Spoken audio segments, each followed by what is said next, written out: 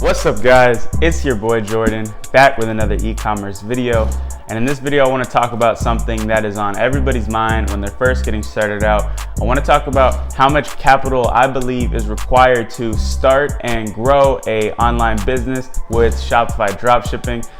I'm going to cover what I started with, what I struggled with that budget, and ultimately what I think you should have before you go ahead and dive in and start the process. If you like the quality of my content, give me a thumbs up and hit that subscribe button down below. Also, if you're interested in growing your e-commerce business, click the link in the description below to join my free Facebook group. There are over 2,000 entrepreneurs in there, and I am always in there answering and helping you guys out in whatever way I can. Without further ado, let's get right into the video.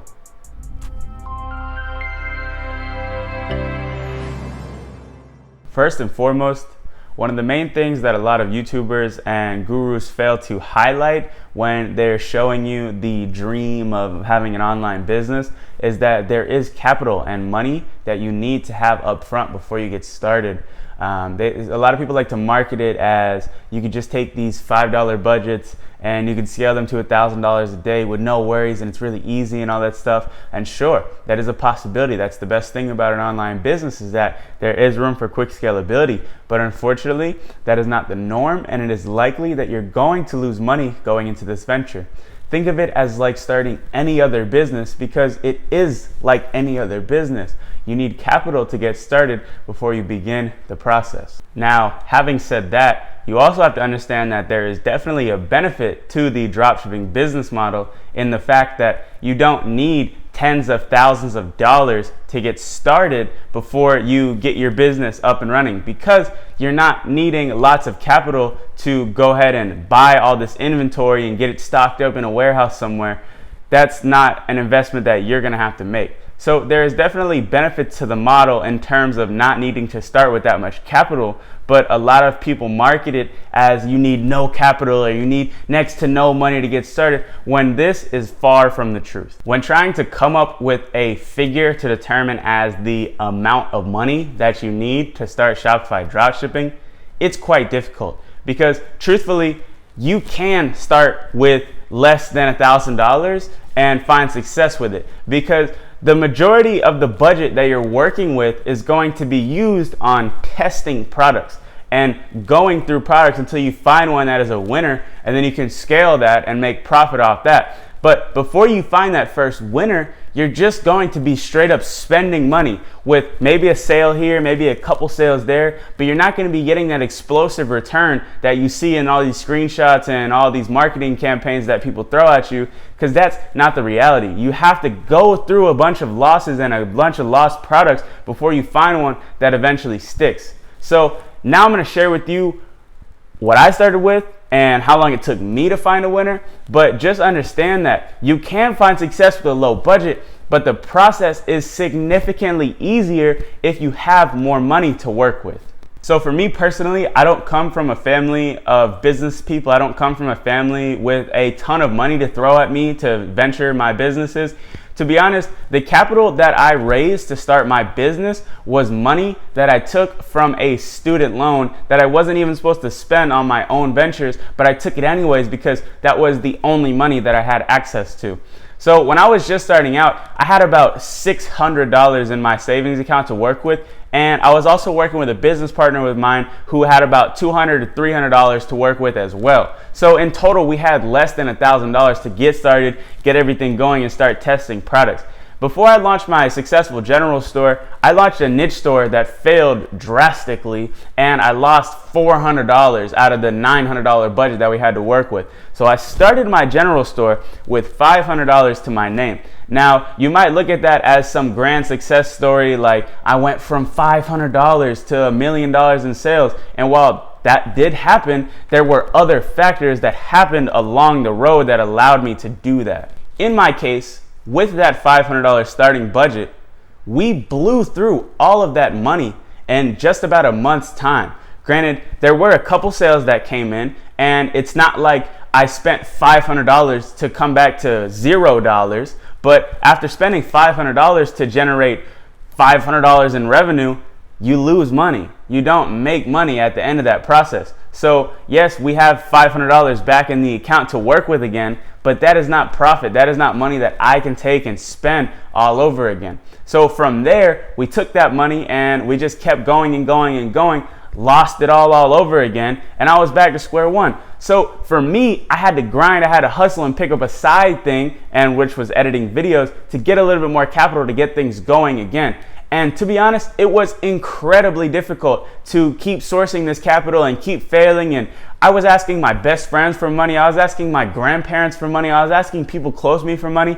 And while now I'm in a position where I'm financially secure enough to keep growing this business, that was not the ideal situation. If I could have been in a position where I could have started with $2,000 to get my store up and running and get testing products, that would have been absolutely perfect, but I wasn't in that position. So yes, if you're starting with a low budget, like $500 or somewhere around there, there is a chance for you to succeed, but don't think that that $500 is going to be the budget that gets you your winning product and allows you to scale to 6 figures and beyond, because I'm gonna be brutally honest with you, that is likely not going to happen. I will say maybe there is a couple exceptions to this.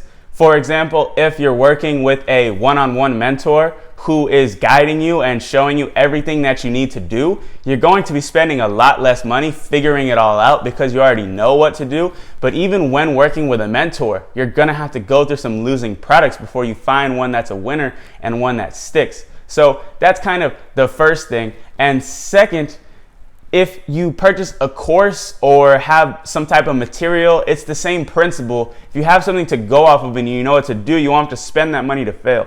Excuse me. But for me, when I was starting out, I never got mentorship. I never got a course because I couldn't afford it. So for me, I had to get in the trenches. I had to get in the mud and like figure this stuff out for myself. So yes, I lost money. Yes, I got back to zero, but ultimately I was able to work through all that and figure it out. So when it comes to you, what is the budget that you should have to feel comfortable when getting started with dropshipping? Now you just heard my story, so take this number with a grain of salt, because regardless of what your situation is, if you want to succeed and you have the drive to make it happen, you're going to succeed if you just keep working day in, day out. Don't let what I'm about to say discourage you if you're starting from a position that's lower than this. But I truly believe that if you're starting a Shopify dropshipping business by yourself, you need about $1,500 to $2,000 to get started comfortably and feel happy with testing products and scaling and having a reserve to work off of. Without this, the process is going to be significantly more difficult, and I'm telling you this from experience and first-hand recommendations. If you can find that budget to start out with, testing products is going to be significantly more painful, or less painful, I mean. So that's kind of the budget that I think is fair to get started with, and I think that is what you should try to gain before you get going. Whether you work a job, whether you get it loaned from a friend, I don't know. But that is a good starting budget, and the more, the better. Like I said, that's a good number when considering how much you need to get started and be successful. But like I said, if you're really cut out for this and you really believe in yourself, you can make it work with any budget. It just comes down to how bad you want it, how hard you're willing to work, and the sacrifices you're willing to make for your own success. I hope this video provided you guys some value and some insight to what is required to get started and grow a Shopify business.